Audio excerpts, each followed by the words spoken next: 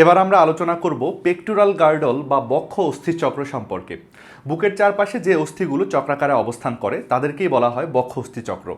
সাধারণত আমাদের কাঁধের মধ্যে যে হাড়গুলো থাকে তাদেরকেই বক্ষ অস্থিচক্র বলা হয়। তোমরা লক্ষ্য করো, আমি দেখাই কঙ্কালে। এই যে আমাদের কাঁধে যে হাড়গুলো আছে এদেরকেই বলা হয় বক্ষ অস্থিচক্র। বোঝো, আমাদের কাঁধে এই যে হাড়গুলো আছে, এই যে হাড়গুলো আছে, এই হাড়গুলোকেই বলা হয় বক্ষ অস্থিচক্র। একটু ভালো করে খেয়াল করলে দেখবে এরা বুকের চারপাশে চক্রাকারে অবস্থান করছে। এরা বুকের চারপাশে দেখো চক্রাকারে অবস্থান করছে। চক্রটা বোঝা যাচ্ছে কি না এখান থেকে একটু লক্ষ্য করো। দেখো বুকের চারপাশে এরা চক্রাকারে অবস্থান করছে। এই যে এভাবে এভাবে এভাবে এভাবে চক্র কমপ্লিট করছে। দেখো বুকের চারপাশে এরা চক্রাকারে রয়েছে, এই জন্য এদের নাম হলো বক্ষ অস্থিচক্র। বক্ষ অস্থিচক্রে হাড়ের সংখ্যা মোট 4টি। দেখো বক্ষ অস্থিচক্রতে মোট 4টি হাড় থাকে, এটা একটা, এটা একটা। এই দুটো হাড়কে বলা হয় ক্লাভিকল, এই দুটাকে বলা হয় ক্লাভিকল।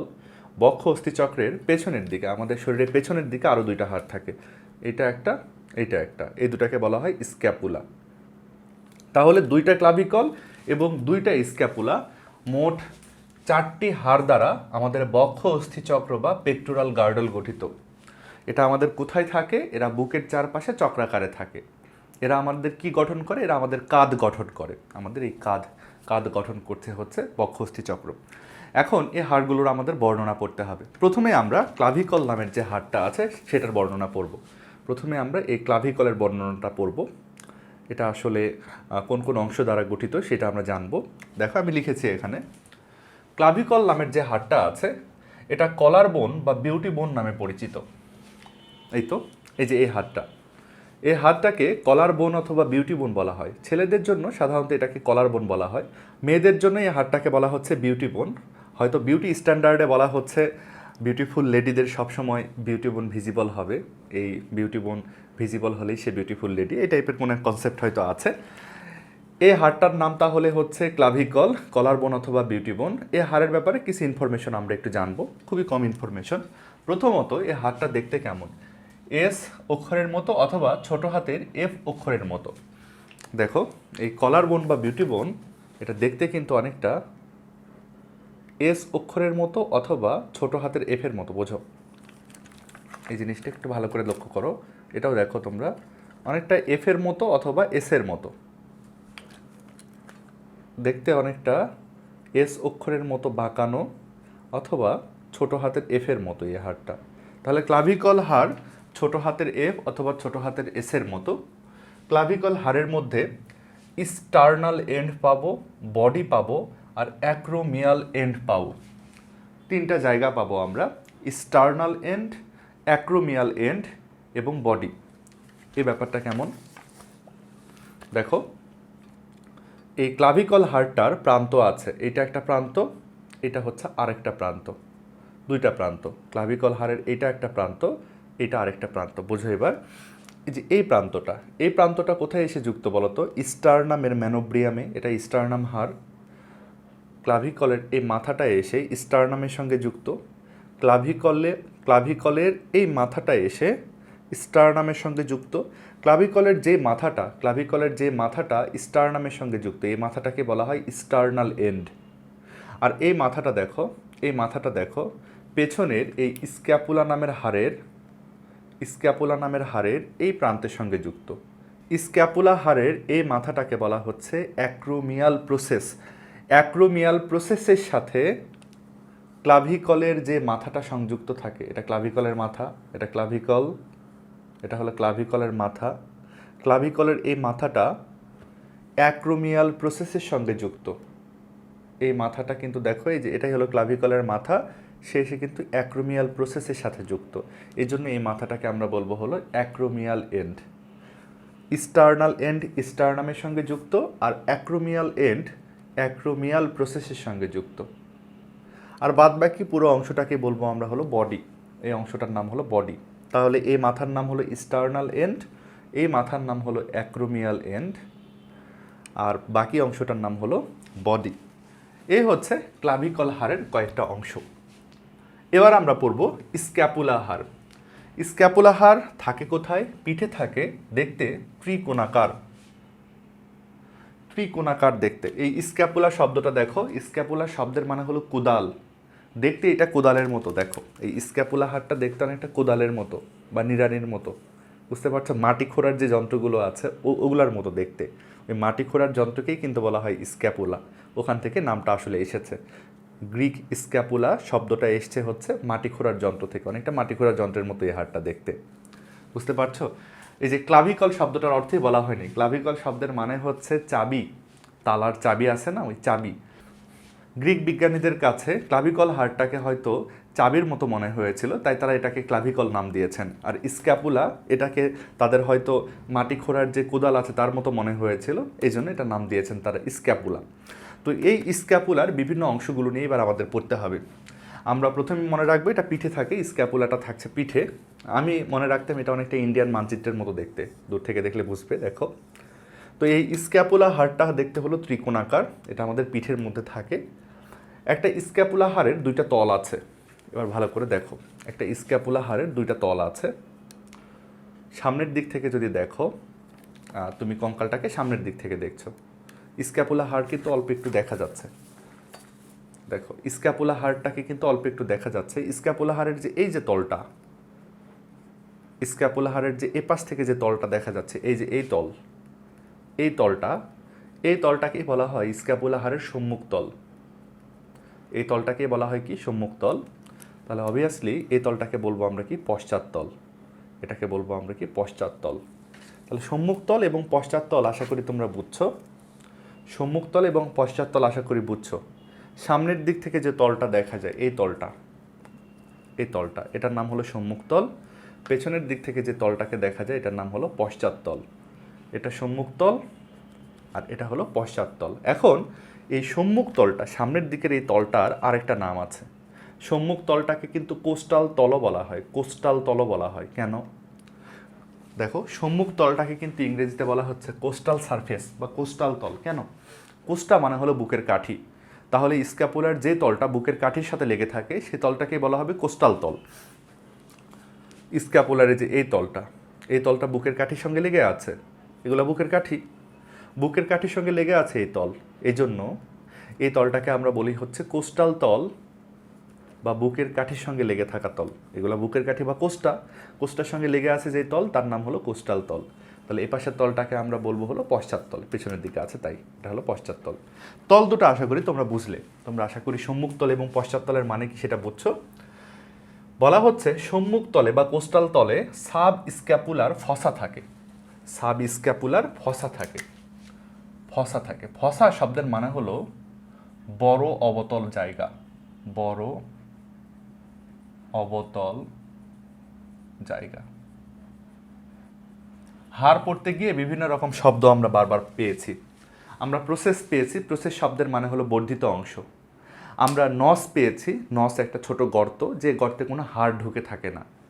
আমরা ফ্যাসেট পেয়েছি, ফ্যাসেট মানেও ছোট গর্ত, কিন্তু সেই গর্তের মধ্যে হাড় ঢুকে থাকে। ছোট ছোট যদি হাড়ের মধ্যে দানা পাই আমরা, সেই দানাগুলোকে বলা হচ্ছে কিন্তু টিউবারকল অথবা টিউবার।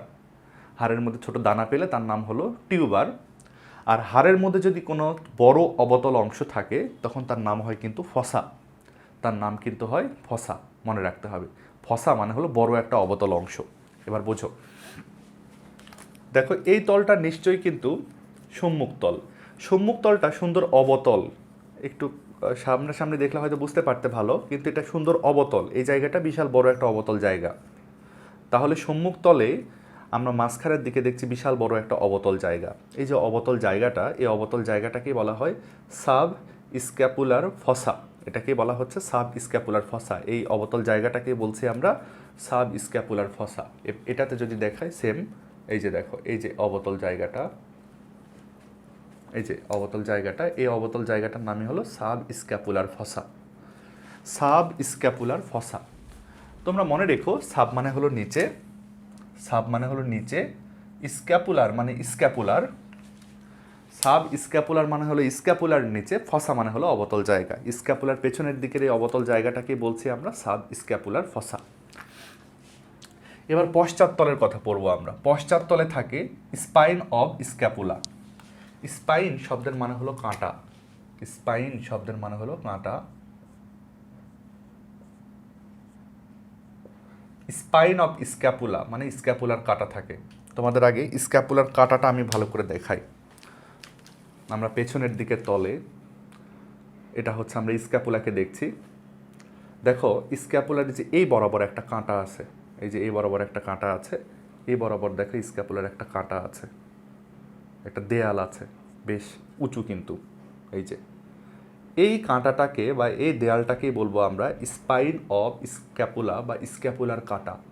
এই কাঁটাটাকে আমরা বলবো হচ্ছে স্পাইন অফ স্ক্যাপুলা বা স্ক্যাপুলার কাঁটা। এখন স্ক্যাপুলার এই জায়গাতে একটা দেয়াল পাচ্ছি আমরা। দেয়াল থাকার কারণে নিচে একটা অবতল অংশ তৈরি হয়েছে, উপরের দিকে এই জায়গাতে আরেকটা অবতল অংশ তৈরি হয়েছে। এখানে একটা অবতল অংশ সৃষ্টি হয়েছে, এখানে একটা অবতল অংশ সৃষ্টি হয়েছে।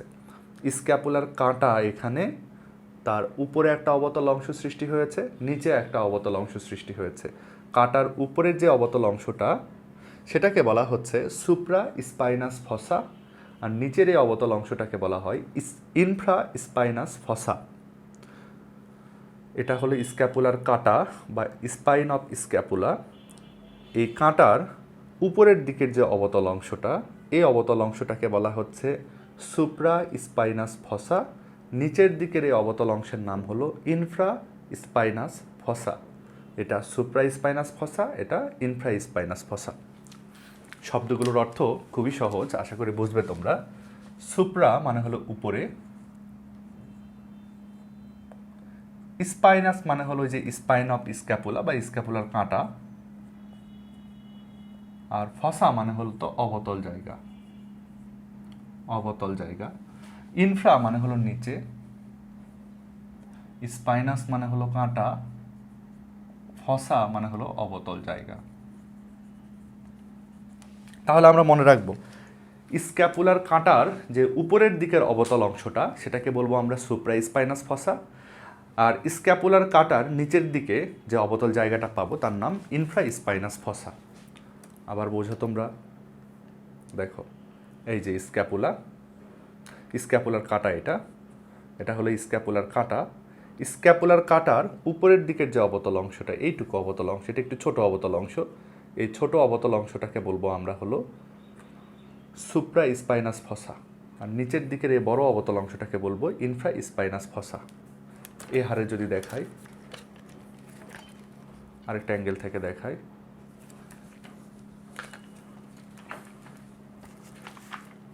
আর কোনো অ্যাঙ্গেল থেকে বোঝা যাচ্ছে, এই যে আরেকটা অ্যাঙ্গেল থেকে দেখাচ্ছে, এই যে দেখো স্ক্যাপুলার কাঁটা এটা।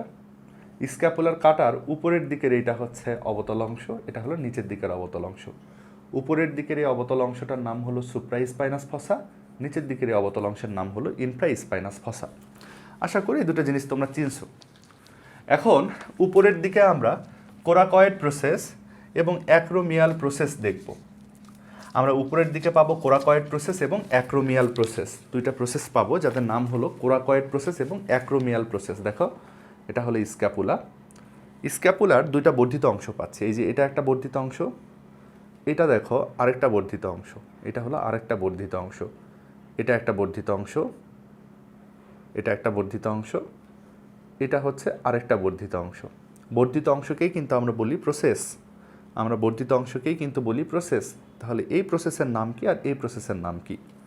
উপরের দিকের এই প্রসেসটার নাম হলো অ্যাক্রোমিয়াল প্রসেস, আর নিচের দিকের এই প্রসেসটার নাম হলো কোরাকয়েড প্রসেস।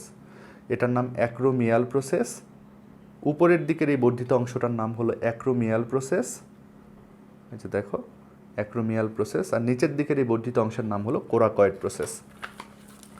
তাহলে দেখো অ্যাক্রোমিয়াল প্রসেস উপরেরটার নাম, আর নিচের এই বর্ধিত অংশটার নাম হলো কোরাকয়েড প্রসেস। এই কোরাক শব্দের মানে হলো কাকের ঠোঁট। কোরাকয়েড প্রসেসটা দেখতে অনেকটা কাকের ঠোঁটের মতো দেখায়, তোমরা একটু দেখো তো, তাই মনে হচ্ছে না এই জিনিসটাকে দেখে কাকের ঠোঁটের মতো লাগছে না? কাকের ঠোঁটের মতো লাগছে বলে এটার নাম হলো কি কোরাকয়েড প্রসেস। কাকের ঠোঁটের মতো দেখতে এইটা, এই প্রসেসটা দেখতে কাকের ঠোঁটের মতো, এই জন্য এটার নাম হলো কোরাকয়েড প্রসেস। দেখো কাকের ঠোঁটের মতো।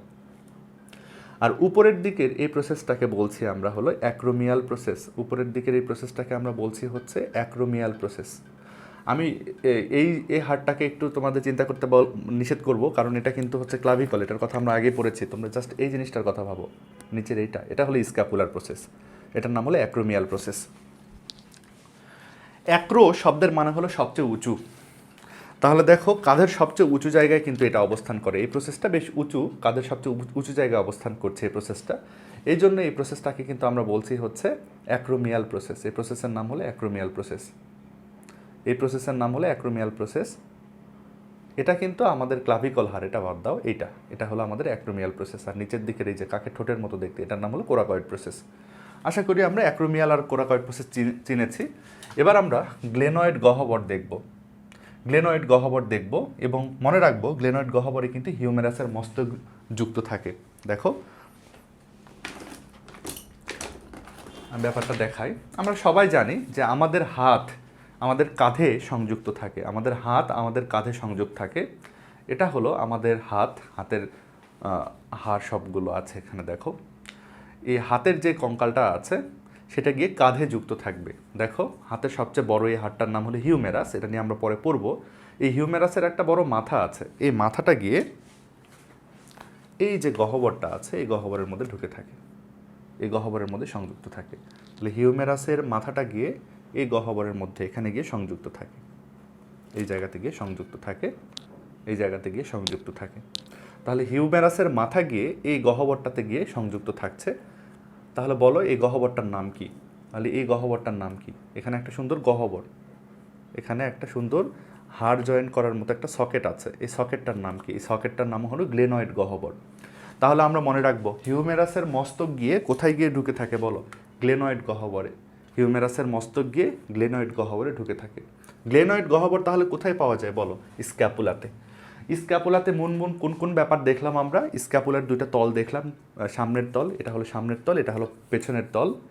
স্ক্যাপুলার সবচেয়ে উঁচু যে প্রসেসটা তার নাম হলো অ্যাক্রোমিয়াল প্রসেস। নিচের দিকের এই প্রসেসটার নাম হলো কোরাকয়েড প্রসেস। এখানে একটা গহ্বর পেলাম, গহ্বরের নাম হলো গ্লেনয়েড গহ্বর। খুব ভালো করে ব্যাপারগুলো মনে রাখতে হবে।